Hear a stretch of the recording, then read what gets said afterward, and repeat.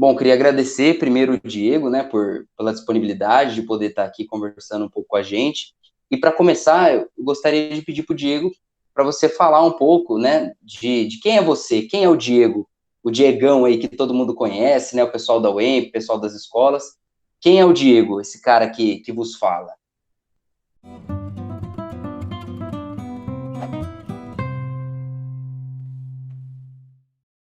Bom, primeiramente, eu que agradeço, Luan, pelo convite aí, participar desse projeto sensacional de vocês, Ciência na Calçada, levar a ciência, né, de forma mais acessível para todos e mostrar que a nossa região tem ciência também. Só tenho a agradecer, é um prazer, né, ainda bem que eu te conheci aí faz pouco tempo, posso estar participando disso.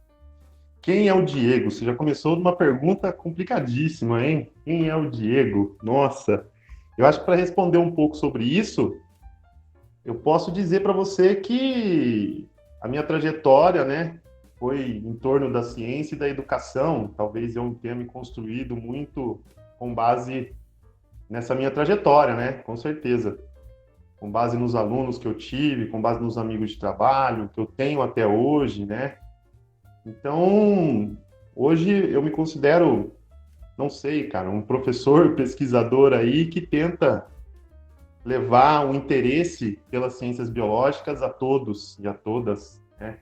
Esse é o meu intuito sempre. Eu acho que o legal é tentar levar a ciência, as ciências biológicas, a disciplina e tudo mais, né, das ciências biológicas para todos e de forma interessante, legal, não traumatizar ninguém, né? Todo mundo sabe, todos os meus alunos e alunas sabem que a minha intenção não é traumatizar ninguém, sempre tentar trazer para essa área aí e mostrar que é legal, né? Vem com a gente que é legal, legal pra caramba.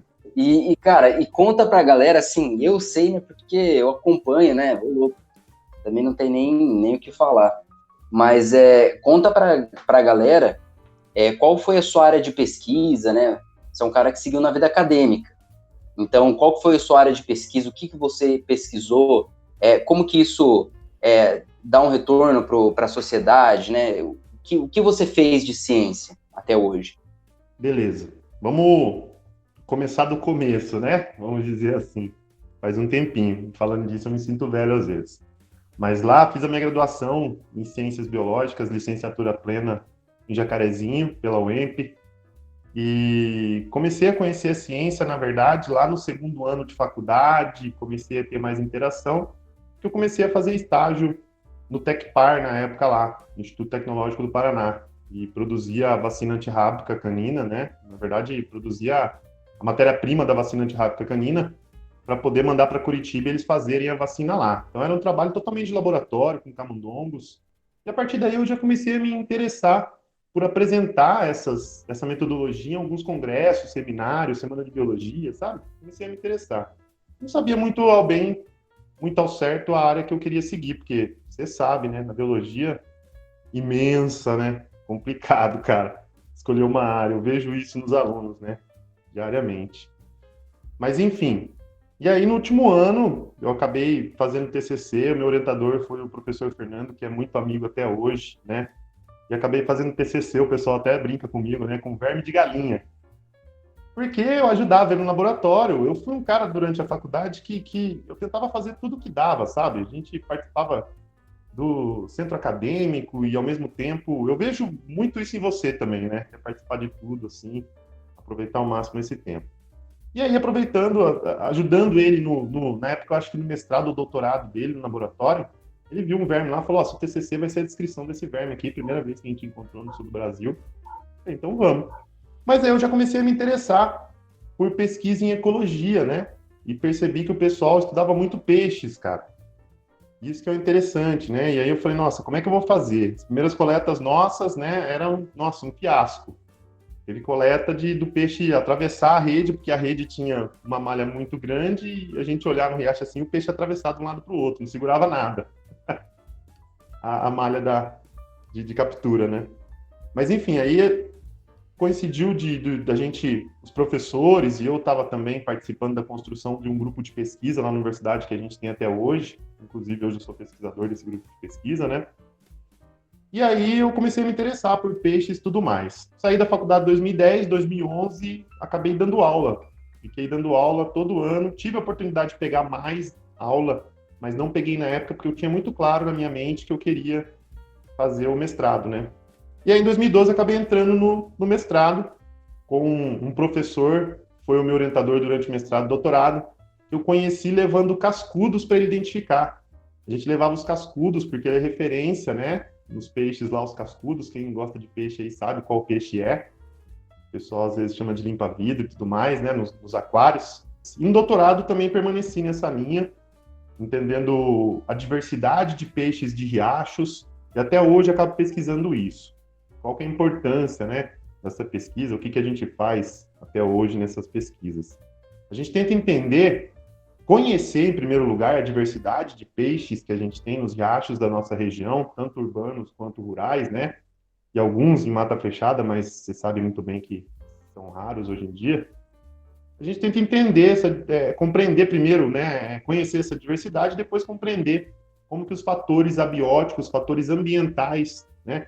A gente chama de não vivos na biologia, fatores abióticos, como que eles interferem nessa diversidade. Como que eles podem, como que uma característica da água ou da vegetação em volta ou em torno ali do riacho pode interferir na diversidade desses peixes de riachos. E é uma linha em que eu oriento, a principal linha de pesquisa minha até hoje é essa, né? Ecologia de peixes de riacho, utilizando a limnologia, que é o estudo de água doce, né? Como uma ferramenta, e também estudando bastante a área de bioindicadores, espécies que podem indicar a qualidade daqueles ambientes. Mas você sabe melhor do que ninguém que eu gosto muito da ecologia e acabo orientando também em outras áreas. Já oriento atualmente também com anfíbios, né, com anuros, que são sapos, rãs, pererecas, ecologia, né? Ecologia no geral, eu gosto muito. Legal, cara. E, assim, eu fico contente, né, de ouvir a história, assim. Já escutei várias vezes, inclusive. Mas é sempre bom, cara, porque pra gente que é da área da biologia, assim, a gente vai se inspirando nessas histórias, né? Principalmente a sua, assim, que identifico muito nessa parte de peixe e essa parte de ecologia, uma área que eu gosto. Inclusive, né, aproveitando a entrevista aqui para contar, o Diego já me orientou em vários projetos, foi o cara que me levou para campo, para gostar da área que eu gosto hoje. Ixi, muita história, muita história. E a gente se conheceu, você lembra ainda? Não, foi um negócio assim... Aleatório, né? Aleatório, né? Você conhecia a minha esposa, né? Você conhecia a Dani. E aí eu acho que um dia no mercado você me viu, viu minha tatuagem, lembra? Nossa, tatuagem da árvore de Darwin. Falei, que é biólogo também. Biólogo também, falei, então eu oriento lá. E aí a gente descobriu que a gente fazia academia no mesmo lugar, né? E aí, daí para frente, você sempre participou dos projetos, né? Das coletas, dos projetos, publicou alguns trabalhos muito da hora, aí, apresentou vários trabalhos. Muito da hora. Então, e assim, para a gente dar continuidade, uma pergunta até que meio difícil, acho que eu vou fazer a pior primeiro, para depois ter uma mais legal, né? E, tipo, finalizar com uma coisa mais dinâmica, para a galera ver que, assim, tem a parte ruim, né, tem uma parte que é complicada, que não é fácil, né? Nunca vai ser fácil a área científica e seguir, principalmente onde a gente vive, né? Nosso país, fácil não é, mas rende boas histórias, né? Nisso tudo. Então, assim, queria falar para você comentar um pouquinho sobre o que foi muito difícil nesse trajeto, né? O que você achou complicado nessa sua história até hoje, ou algo que você ainda acha, né? Complicado na área científica mesmo, né? No geral, carreira acadêmica. Entendo. Sim, muito complicado. Como você disse, em alguns pontos, minha intenção aqui não é desanimar ninguém, tá, gente?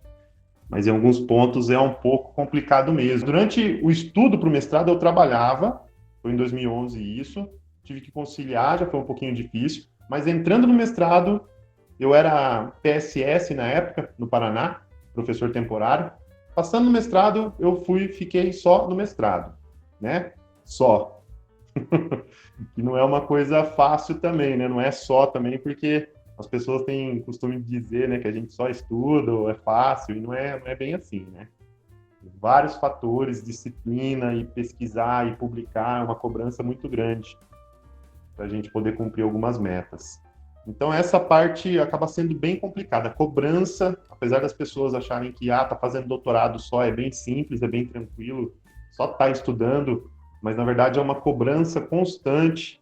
Existe um índice muito grande, infelizmente, de depressão na pós-graduação, que todos já devem ter ouvido falar, por causa dessa cobrança muito intensa, e você se sente mal por não conseguir acompanhar.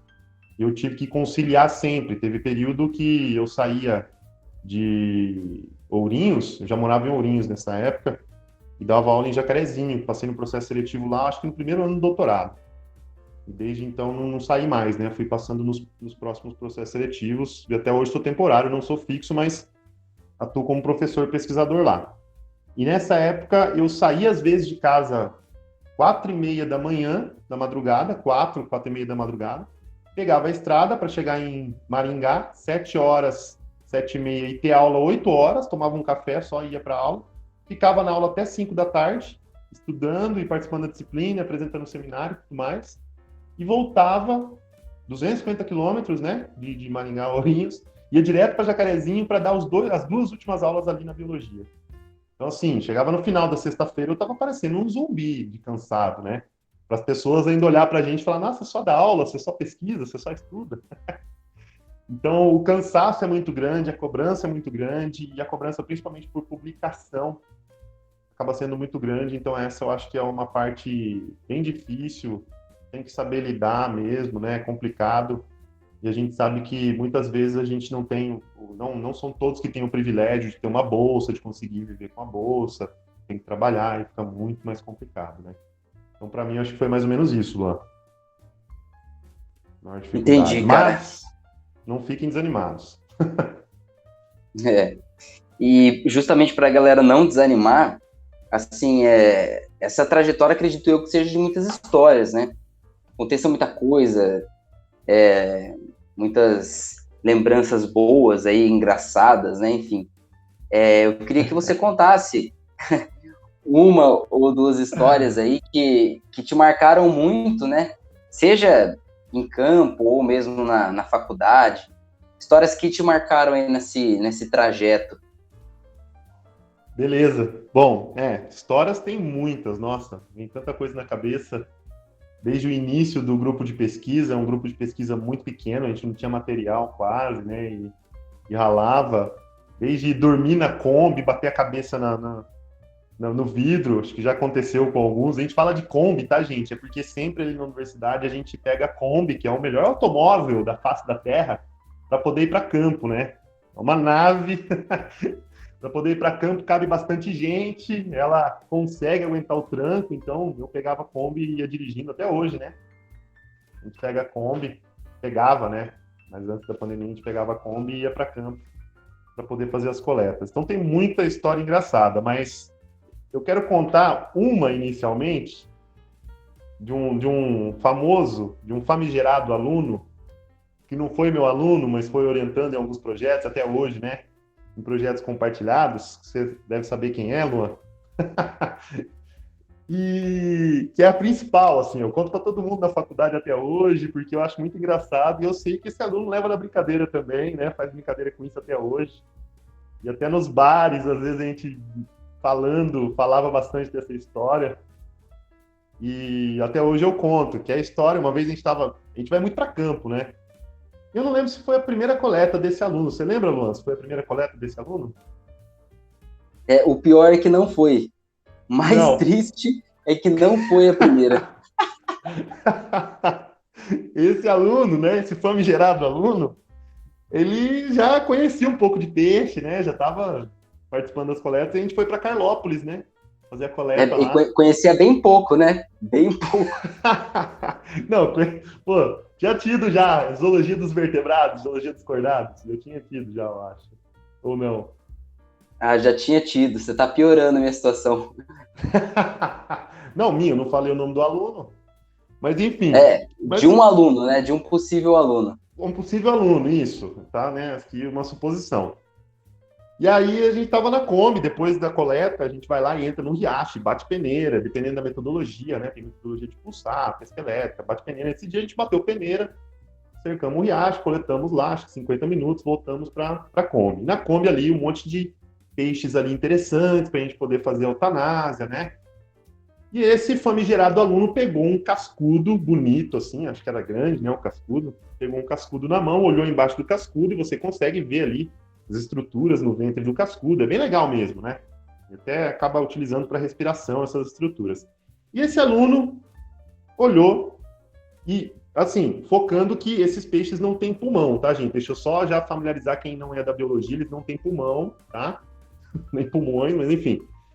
Tem peixe, tem pulmão, mas esses que a gente coleta não tem pulmão, tá? Existem também, mas esses não tem. E todo mundo sabe, todo mundo que é da área sabe, né? Ou acaba esquecendo em um momento de vacilo, às vezes. E esse aluno, ele olhou o peixe e todo empolgado. Nossa, que legal, Diego! Como é que é? Que legal, Diego! Desse jeito, né? Que legal, Diego! Olha, dá para ver o pulmão dele. Eu parei, olhei, falei, o quê? Pulmão? Ele parou, pensou, né? Acho que ele pensou, tô falando besteira, pulmão, peraí. Ele foi corrigir, falou, não, pulmão não, perdão, pulmões. Falei, nossa, até pulmão não, pulmões. Corrigiu, né? Ele corrigiu. O erro não era ter falado que o peixe tinha pulmão, o erro era ter falado pulmão, né? Não ter falado no plural. Ai, corrigindo o ortográfico, né? O erro. Ai, caramba. Quer falar quem foi esse aluno? Acho que já perceberam, já, né?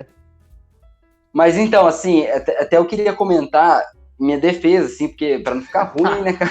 Isso, então para não ficar ruim, eu não sei o que aconteceu no dia, né? Até hoje eu não entendo isso, porque, assim, tem situações muito engraçadas, né, muito aleatórias que acontecem, e essa foi uma delas. E se o Jarduli assistir esse vídeo aqui, cara, ele vai me matar. E porque não, eu já tinha... sabe que foi um momento de vacilo, a gente sabe. Sim, não, mas aí eu vi o ventre do cascudo e super vascularizado, né? Que esse animal é vascularizado, né? Tem bastante vaso. E eu olhei e falei, caramba, cara. E um dia anterior eu tinha lido um artigo que o pulmão, por ser mais vascularizado, ele espalha mais o câncer, né? O câncer, ele se espalha mais rápido, ele dá... metástase. Metástase mais rápido. E aí eu tinha lido esse artigo e falei, bom, cascudo aqui vascularizado, parte de baixo ventral, a certeza que é pulmão. E daí, depois, né, entendi que não era pulmão e sim pulmões, né? Porque não tem um pulmão só. São dois. Né? São dois. Muito bom. Muito bom. Pô, mas melhor. Essa é a melhor história, sem dúvida. Tem mas muitas. É muita vivência, né, cara?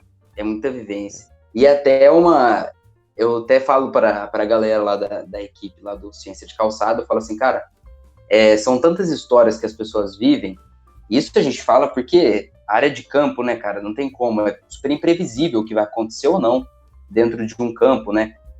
Tanto alguém escorregar, alguém tomar um choque, né? Lembra? A história da galera tomando choque na pesca elétrica. Então, assim, são diversas histórias, mas o pessoal que trabalha né, com pesquisa em laboratório, o pessoal que trabalha na área de humanidades, né, e de exatas, eles também têm uma bagagem muito interessante de histórias, né? E até por isso que a gente fala que a nossa intenção, além de contar as pesquisas do pessoal, contar quem são esses pesquisadores, propagar as histórias dessas pessoas, né? Que são pessoas que dão risada, né? Que se divertem, que, enfim, dão risada de pulmão, etc, né? E se você pudesse deixar um recado final aí pra galera que quer ser um cientista futuramente, até mesmo seus alunos, né, da escola, que ainda não estão nesse nível, o que você falaria para esse pessoal? Bom, até hoje, né, eu digo para os meus alunos, às vezes eles nos veem ali, principalmente na faculdade, né, professor, fez mestrado, doutorado e pesquisa, e acham que, de repente, eles vão ser bem-sucedidos só se for para essa área. Não, ninguém precisa ir para essa área, né? Mas quem realmente gosta, quem realmente é curioso, a ciência é uma das melhores áreas que tem, se não a melhor, né? A área da pesquisa. Apesar de que no Brasil não seja tão valorizada, mas eu estou aqui para falar a parte boa agora, né?